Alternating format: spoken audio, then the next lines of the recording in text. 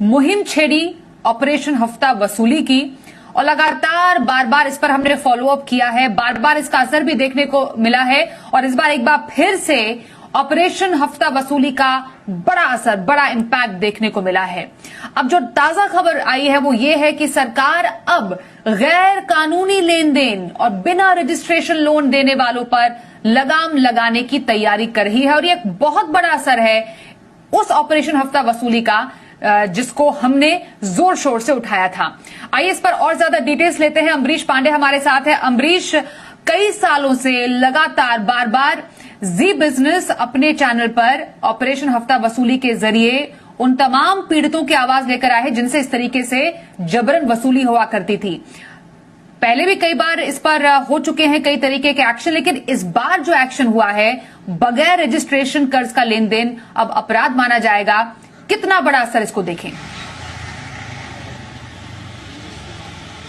देखिए स्वाति, लगातार हम इस बात को लेकर आवाज उठाते आ रहे थे। हमने पहली बार जब शुरू हुआ था ये कोविड के दौरान, इस तरह के इंस्टा लोन ऐप्स शुरू हुए थे, उसके बाद लोगों को वो परेशान करने लगे थे और उस समय से हमने आवाज उठाना शुरू किया था। फिर लोगों ने आत्महत्या शुरू की, हमने राज्यों से उसके लिए अपडेट लिया, राज्यों की पुलिस ने अपने स्तर पर उसकी जांच शुरू की थी, वहां की रिपोर्ट हमने फाइल की। इसके साथ ही केंद्र सरकार ने उस पर एक्शन लेना शुरू किया था। एक वर्किंग कमेटी बनाई गई थी, उस वर्किंग ग्रुप ने अपनी रिपोर्ट नवंबर 2021 में दे दी।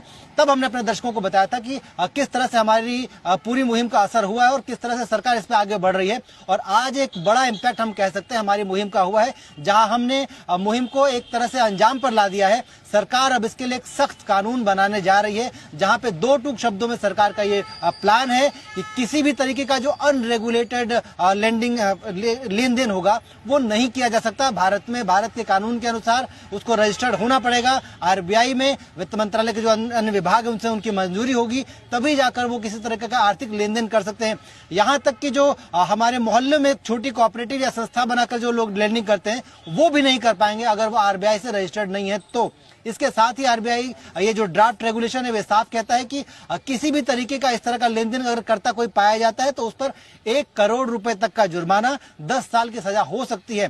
इसके साथ ही अगर किसी ने नियमों को दता बताते हुए अगर इस तरह का लोन दिया है और वो जबरन वसूली करने की कोशिश कर रहा है या फिर किसी तरीके से कानून को आड़े हाथ ले रहा है, तो ऐसी सूरत में 2 से लेकर 7 साल की कड़ी सजा। इसके अलावा इस केस में भी 2 लाख से लेकर 10 लाख तक का जुर्माना सरकार इसमें सुनिश्चित कर रही है।